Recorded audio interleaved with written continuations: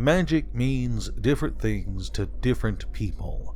While many of its players just see it as a fun game to play with their friends, some become obsessed with building more optimized decks. There are players who love older cards and only play with them, and there are folks who are just crazy about the color pie. And then there's people like me, people who've become absolutely bitter about the game's lore. Now, it's no secret that I have a bit of a love-hate relationship with Magic's story. There's not a release that goes by where I don't have at least some kind of opinion on it, after all. But is my anger warranted?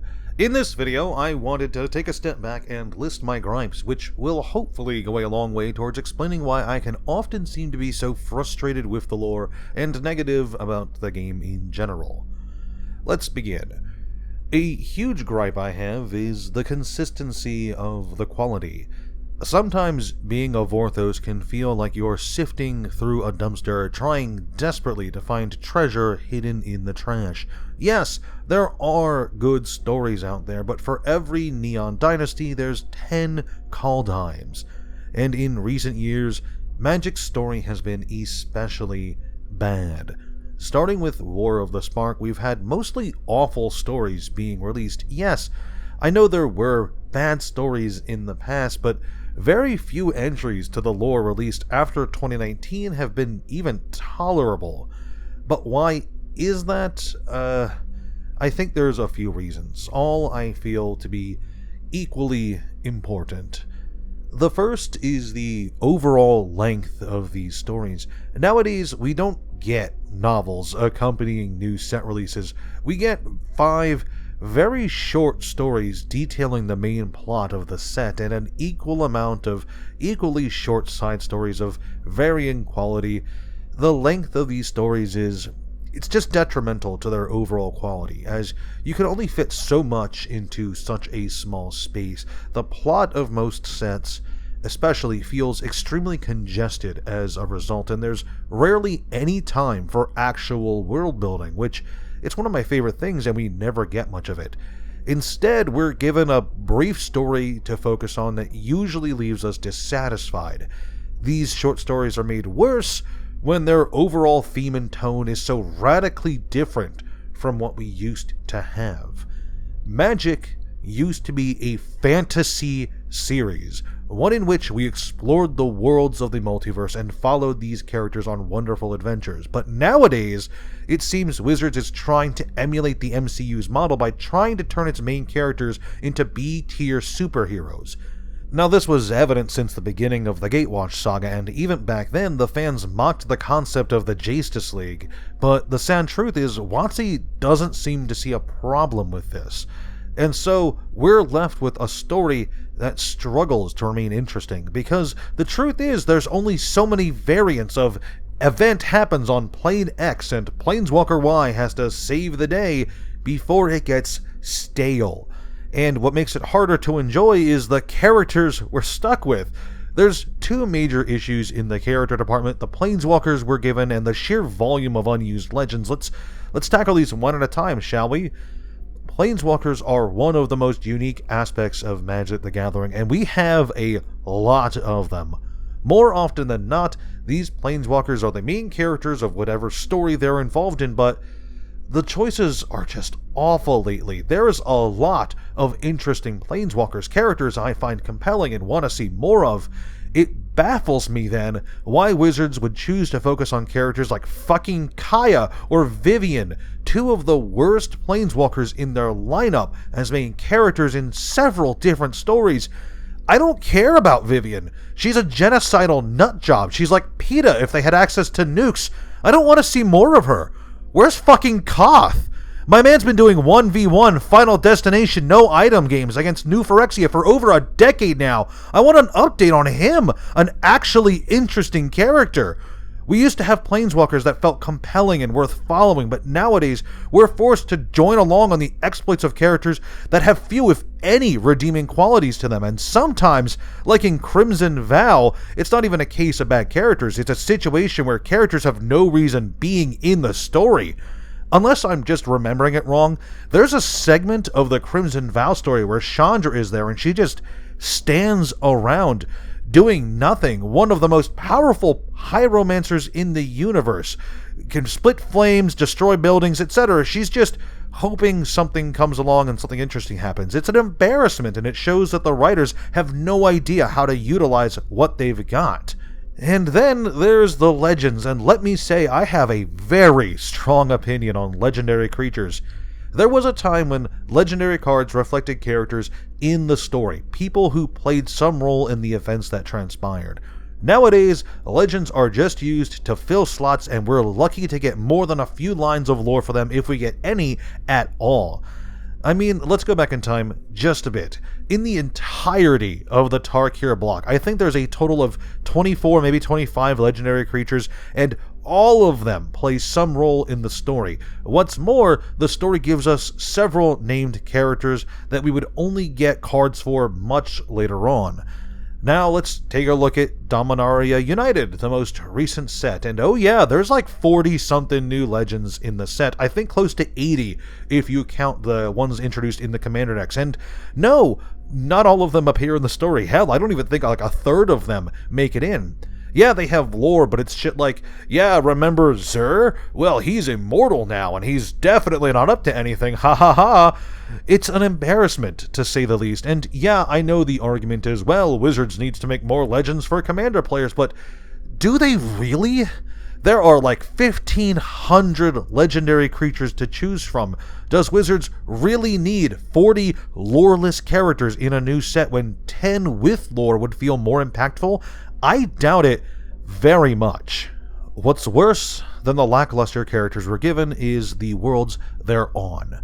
When people say Magic's planes are theme parks, it's not some lighthearted joke, it's a proper description of the worlds we've received recently. Once again, the contrast between pre-War of the Spark and post is like night and day. Look at Ixalan, for instance. Yes, Ixalan has clear inspirations from the Inca or Aztec Empire and the Spanish conquistadors, with a bit of piracy thrown in for fun, but the world itself was so much more than that. Ixalan and many other worlds were fleshed out and felt like genuine, expansive fantasy worlds. Here we have a world with a deep history going back hundreds of years, covering events like great wars and religious schisms. Ixalan was much more than its inspiration, it was its own fantasy world with its own identity. The same could be said of Kaladesh or Tarkir or Grotha and, of course, Dominaria. But nowadays, now we get some of the most bland worlds possible. Just look at Call Time.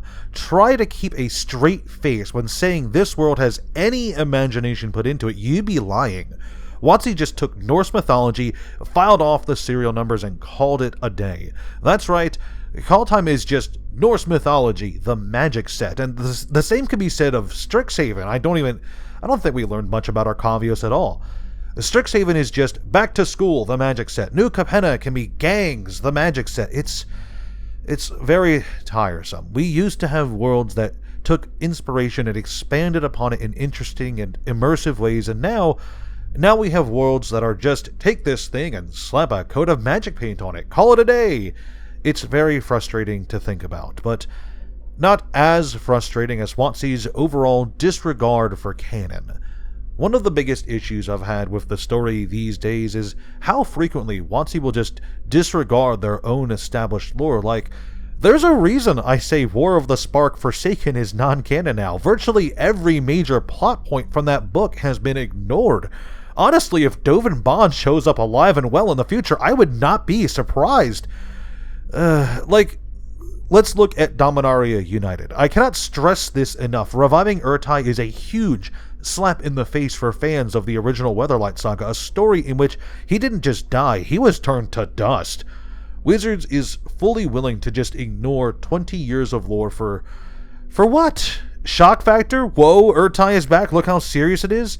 No, it's done for dumb reasons, because there was nothing to gain beyond abusing nostalgia to sell packs.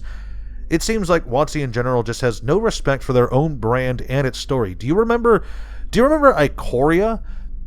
Yeah, they released two completely different versions of one story, both being completely incompatible with one another. It was a disaster. It was embarrassing. And it wouldn't have happened if anyone working at WotC just took the time to actually fucking read Sundered Bond. There's plenty of issues with how WotC treats their own continuity, issues that could easily be solved with the creation of a lore bible that the story team has to follow. Unfortunately, it seems like such a thing doesn't exist because more often than not, the team is just winging it, or at least it feels like they're just winging it. It's gone to the point where I unironically love the Magic comic by Boom Studios. Make no mistake, it is a very bad comic. It's poorly written most of the time, has three of the most unlikable planeswalkers as its focal main characters, and it has a story that doesn't usually seem to know what it wants to do with itself. It is bad. But that's just it. It's only bad. It's not absolute horseshit, and that places it miles above whatever the fuck was going on in Dominaria United. This kind of divide is what allows me to fall in love with mediocrity. I don't love the comics because they're good. I enjoy them because most everything else we've gotten recently is so much worse. And this all wraps around to my biggest issue with Magic's story, and that issue is my own expectations for it. That is, the fact that I have expectations at all. You see, over the last few years, I've been setting my bar lower and lower with regards to Magic's story, and more often than not, Wizards still manages to disappoint me.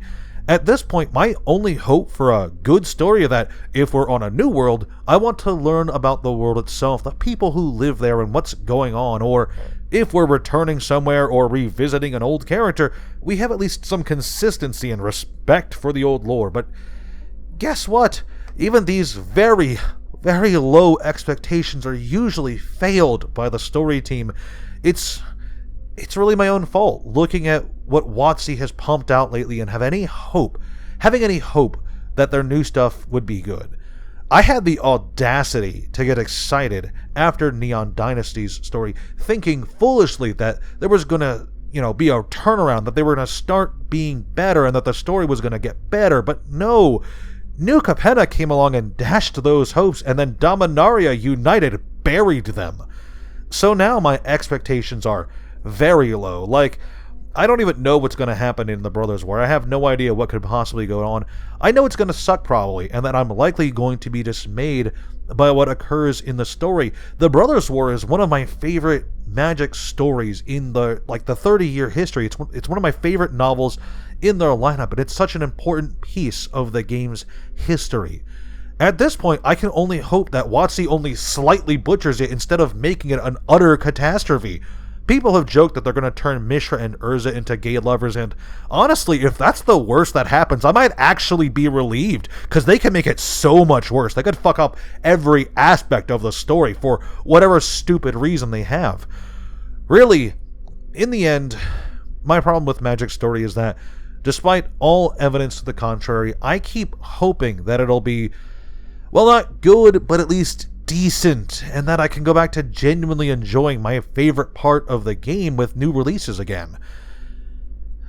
Now, listening to all of this, you'll be forgiven for thinking, man, this dude really hates the lore, and it's not entirely true. This isn't a solo ramble. That's right, it's actually part 1 of 2. Go ahead and check out this video's companion where I explain why, despite everything, I still love Magic's lore. Thanks for watching and have a great day.